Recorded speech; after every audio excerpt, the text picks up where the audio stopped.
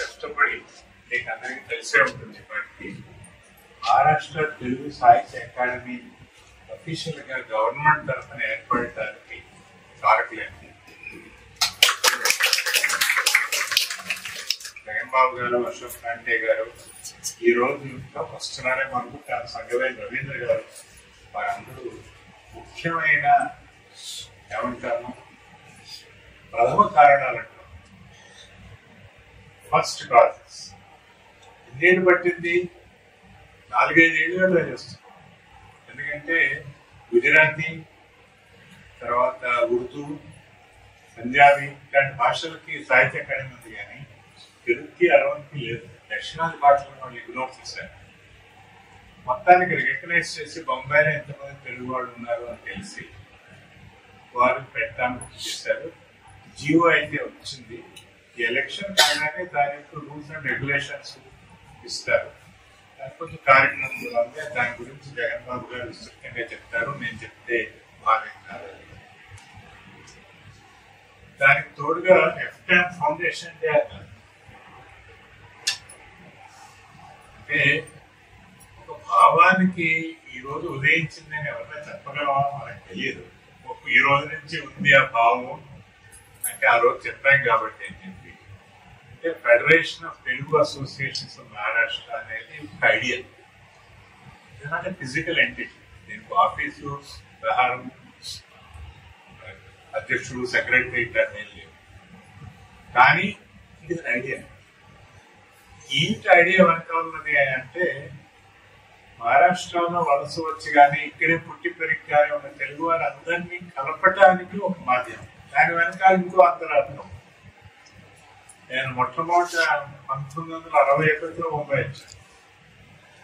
అంటే 21 ఏళ్ళు నాకు అప్పుడు. అంటే దాదాపు 60 ఏళ్ళు, 62 ఏళ్ళు, 63 ఏళ్ళు. అప్పటి నుంచి అప్పుడు తెలుగు అసోసియేషన్ రెండే ఉండేవి, ఆంధ్ర ఇండియన్ సొసైటీ, ముంబై ఆంధ్ర మహాసభ. ఈ మధ్యకాలంలో అటువంటి అసోసియేషన్లు వేరే ఏమన్నా ఒక గ్రూప్ అని కానీ ఒక కమ్యూనిటీ అని కానీ ఆ విధంగా ఉండిపోయి వాటి ఒరిజినల్ పర్పస్ ఏంటి?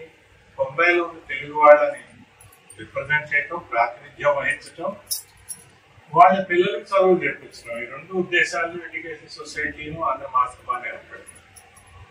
ఎడ్యుకేషన్ సొసైటీ దాని ఒరిజినల్ పర్పస్ ఆ విధంగానే కాపాడుకుంటూ వచ్చింది. అయితే ముంబై మాత్రమే కాకుండా ఇతర ప్రధానమైన నగరాల్లో పూనా, నాసిక్, కోలార్, నాగ్పూర్, చంద్రపూర్ ఇలాంటి వాటిలో లక్షలాది తెలుగు వారు ఉన్నారు. అక్కడక్కడ తెలుగు అసోసియేషన్స్ ఉన్నాయి. అందరినీ కలిపితే ఈ రాష్ట్రంలోనే మనది ఒక పెద్ద శక్తి ఉంది. తెలుగువారి శక్తి తోడు. ముంబైలో ఇప్పటికీ ఒక 60 వాడు ఎమ్మెల్యేగా ఎలక్ట్ అయినాడు, కానీ ఒక తెలుగువాడు ఏమో కార్పొరేటర్లు ఉన్నారని మనకు తెలియదు. వీరికి తెలుసు. ఈ యుగంలో, ఈ కాలంలో పొలిటికల్ రిప్రజెంటేషన్ కూడా ఆర్థిక ప్రగతికి, సామాజిక ప్రగతికి చాలా అవసరము. అది లేకుండా జరగదు అని కలిగిన ఐడియాయే ఈ ఫెడరేషన్. ఇప్పుడిప్పుడే పాలు ఉట్టుబట్టి పాలు పోసుకుని 2 అడుగులు వేయటం నేర్చుకుంటుంది ఆర్గనైజేషన్. కాబట్టి ఇది ఫౌండేషన్ డే సెలబ్రేట్ చేసుకోకుండా దాంతో జోడించిన సాహిత్య కార్యక్రమం దాన్ని ముఖ్యంగా పెట్టుకుని ముందు పెడతారు. ఎఫ్టామ్ అనే ఐడియాని పదార్థం కింద ముట్టుకుని చూసి, వాసన చూసి అది ఇష్టపడి లేకపోతే వెకిపడి ఆ రోజు ముందర ఇంకా 2-3 విషయాలు చెప్పాలి. సాహిత్యం కవి సమ్మేళనం అంటే భావం, భాషల, పదాల, పదజాలతో ఛందస్సు ఉన్నా లేకపోయినా రచన యొక్క శైలి అన్ని సంస్కృత పదాలతో ఉన్నా, గ్రామ్య పదాలతో ఉన్నా, విలేజ్ పదాలతో ఉన్నా, అనంతపూర్ యాసలో ఉన్నా, గుంటూరు బాణీలో ఉన్నా రాయటం అనేది ముఖ్యంగా ఉంది. మీన్స్ ఆఫ్ ఎక్స్ప్రెషన్, మనసులో ఉన్న భావాన్ని బయటికి వెలిగించటం. అది చదివే వారికి, వినేవారికి శ్రావ్యంగా, ఆనందంగా ఉంటే మనం కవులు అంటాం, రచయితలు అంటాం, కథలు అంటాం, పాటలు అంటాం, సంగీతకారులు అంటాం, ఏమైనా అంటాం. మరి భావం రావటం, దాన్ని వెలువరించడం అనే క్రియ ఎటువంటిది చాలా మంది ఆలోచించారు. అదొక సైంటిఫిక్ రీసెర్చ్ కూడా. సృజనాత్మకం అంటారు. మనసులో ఆలోచించి కొత్త విషయాన్ని పేపర్ మీద రాసే ప్రతి వాడు కొత్త సృష్టిస్తున్నారు. ఈ సృజనాత్మకం అనేది ఏ విధంగా వస్తుంది అంటే, అందులో 2-3 ప్రధానమైన అంశాలను మిగతా ఏవి లెక్క పెట్టలేదు అన్నారు. ఏమిటి? మొదటిది, ఏదైనా సబ్జెక్ట్ వేరే వేరే నేపథ్యాలు ఒకదానికోటి సంబంధం లేకుండా ఉన్న సబ్జెక్ట్స్ ఒక మాటతో కానీ, ఒక చేష్టతో కానీ, ఒక ఎక్స్ప్రెషన్తో కానీ కలపగలిగితే అప్పుడు కొత్తది పుడుతుంది అని. సాధారణంగా 50% అది హాస్యాస్పదంగా. ఎగ్జాంపుల్ ఏమిటంటే, మ్యారిలిన్ మన్రో గారు బెర్ట్రాండ్ రస్సెల్ని కలిసినప్పుడు, మన ఇద్దరికి పెళ్లి చేస్తుంటే పిల్లలు పుడితే వాళ్ళు ఎంత బాగుంటారో అని. ఆయనే ఉంది, నీ మొహము, నీ గుర్రాలు, నా అందము వస్తే ఏమైపోతారు.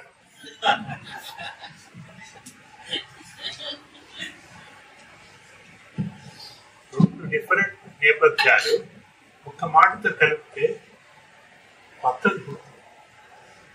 మనం ఎప్పుడు అది ఆలోచిస్తూ ఉండాలి. ఈ కొత్తది ఎక్కడి నుంచి వస్తుంది, అది ఒక ఆస్పెక్ట్. రెండోది ఏమిటి అంటే, భగవంతుని గురించి ఆలోచిస్తూ ఉంటే వచ్చే భావనలు ఎప్పటికప్పుడు కొత్తగానే ఉంటాయి అన్నారు. ఎందువల్ల అంటే భక్తి కానీ ఆనందం కానీ ఒక క్షణం మాత్రమే దొరుకుతుంది మనకి.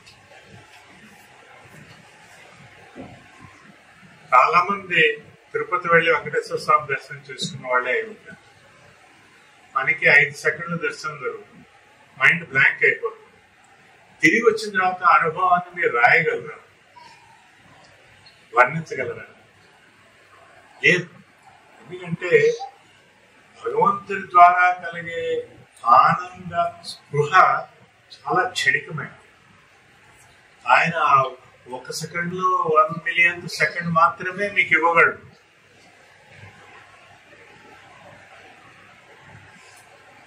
కాబట్టి భగవంతుని గురించి వచ్చిన ప్రతి ఆలోచన కొత్తదే. పాత ఆలోచన, నిన్నటి ఆలోచన ఈరోజు ఉండదు. అందుకని ఇప్పుడు ముఖ్యంగా కీర్తనలు కానీ, భగవంతుని భజనలు కానీ, సాంగ్స్ కానీ తీసుకున్నట్లయితే, త్యాగరాజుల వారు 700 కీర్తనలు రాశారు. అన్నమయ్య దొరికినవే 25,000 పైగా ఉన్నాయి పదాలు. ఇంకా వాటిని రాస్తూనే ఉన్నారు. ఆయన ఎక్కడైనా రిపీట్ చేయగా చూశారు. అన్నమయ్య కీర్తనలు 25,000 కీర్తనల్లో రిపిటేషన్ ఉందండి లేదు.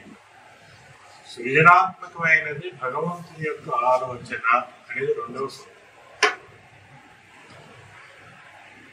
3వ సూత్రం ఏమిటంటే ప్రేమ, స్నేహం. ఈ స్నేహం, ప్రేమ అనేవి చాలా బ్రాడ్ స్పెక్ట్రమ్. ఈ స్నేహం, ప్రేమ భగవంతుని ఎందుకు అనుకుంటే చాలా ఉత్కృష్టమైన స్నేహం. ఏ భార్య ఏందో, పిల్లల ఏందో, ప్రియురాలు ప్రేయసి సంబంధం కానీ, లేకపోతే స్నేహితుల సంబంధం కానీ ఉంటే అదొకే. ఈ స్నేహ, ప్రేమ, భక్తి భావాలని ఎక్స్ప్రెస్ చేసేది అది కూడా సృజనాత్మకం. ఈ మూడింటిని మించిన క్రియేటివ్ రైటింగ్ ప్రపంచంలో లేదు. ఎప్పుడైనా పేపర్ మీద పెన్ను పెట్టినప్పుడు కానీ, కంప్యూటర్ మీద టప్పు కొడుతున్నప్పుడు కానీ ఆలోచించాలి, ఈ రోజు నేను కొత్తది ఏమి రాస్తున్నాను. పదం కొత్తది అయినందువల్ల భావం కొత్తది కాదు కదా. మనం చదువుకున్నవే డిఫరెంట్ లాంగ్వేజ్ లో ఎక్స్ప్రెస్ చేసినట్లయితే అది కవిత్వము కాదు, సంగీతము కాదు, కొత్త భావం కాదు. అందుకని అప్పుడప్పుడు ఆలోచన పద్ధతులు మనం ఈ 3 డైరెక్షన్లు ఏదో ఒక డైరెక్షన్ లో మన భావం ఉందా లేదా అని మనం క్లాసిఫై చేసుకోగలిగితే ఎక్కువ ఉత్కృష్టమైన చిరకాలం నిలిచి ఉండే కవిత్వం కానీ సాహిత్యం కానీ మీ ద్వారా బయటకు వస్తుంది.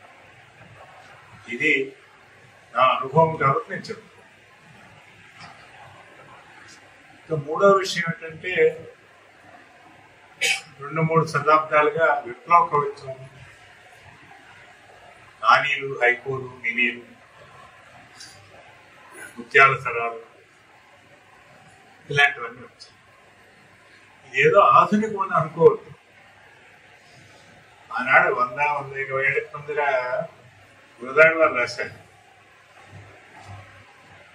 బుచ్చమ్మని గిరీశం గారు వర్ణిస్తున్నారు. ఏమన్నా రాశారు? 4 లైన్లు. నీదు మోము బ్రైట్ అట, ఫుల్ మోను వైట్ అట, టా టా టా. అంటే పున్నమచంద్రుడు కాంతిలాగా నీ మొహం వెలిగిపోతోంది. జాసమిన్ వైట్ అట, నీదు మోము బ్రైట్, ఫుల్ మోను బ్రైట్ అట, టా టా టా అని 4 పాదాలు. ఇది ఆధునిక కవిత్వమా కాదా? ఇంకోటి చదువుతాను.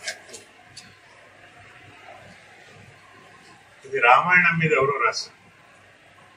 కాననంబు తాపమా, కైక మీద కోపమా, నేను చేయ పాపమా, నీకు శక్తి లోపమా, ఆడదన్న రోసమా, అలనాడు పాసమా, మేడలేని వాసమా, మేము చేయు దోసమా,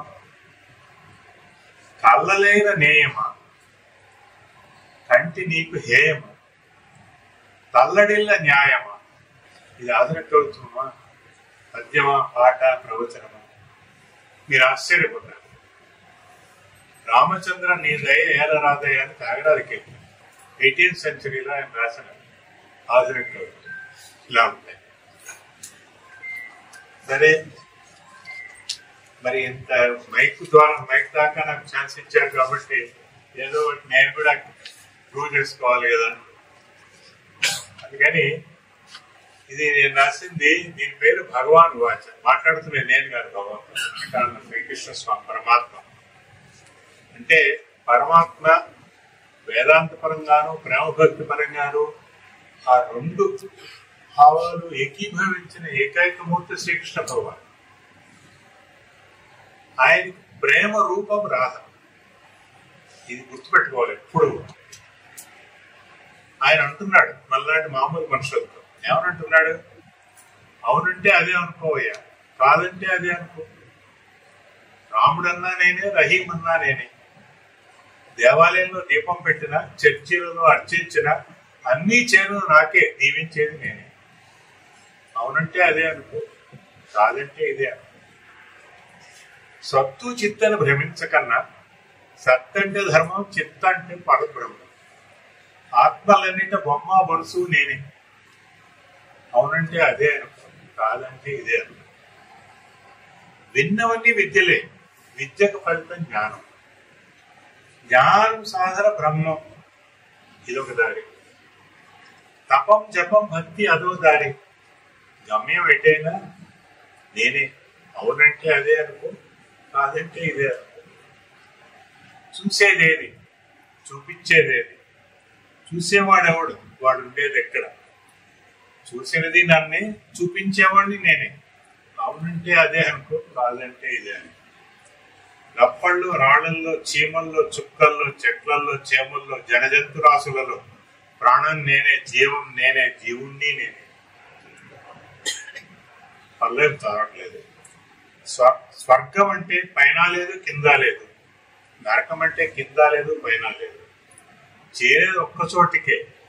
మనం నరకానికి వెళ్తాం, స్వర్గానికి మనం అనుకోవద్దు. చేరేది ఒక చోటికే. ఏ జన్మలోనూ నా వద్దకే. ఈ జన్మలోనే చేరుతాం గ్యారంటీ లేదు. ఏ జన్మలో అయినా ఫైనల్ ఏంటి నా వద్దకే. అవునంటే అదేమనుకోయా. మంచో చెడు కర్మ నిశ్చయం, కర్మకు ఫలితం విధి లిఖితం. అమ్మైనా మార్చలేడంటారు. దైవము నీ కర్మ ఫలాన్ని మార్చదు ఎప్పుడు. ఒకే దారి ముముక్షత్వం ఎన్ని జన్మలకైనా. నన్నే నమ్ముకోవయ్యా, వేరే దారి లేదు. అటు పోయినా నేనే, ఇటు వచ్చినా నేనే, అన్ని దారులు నా వద్దకే నిస్సందేహం. ఇది ఆదరణ.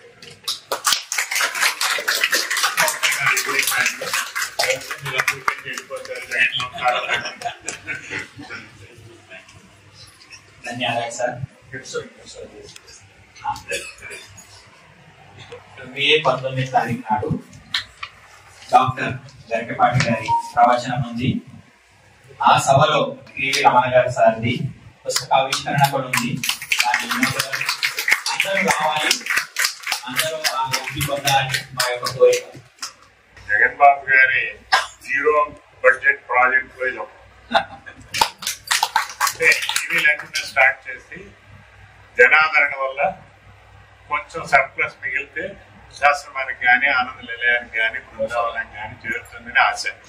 ఇప్పటికి అట్లా అవుతుందని గ్యారంటీ దొరికింది.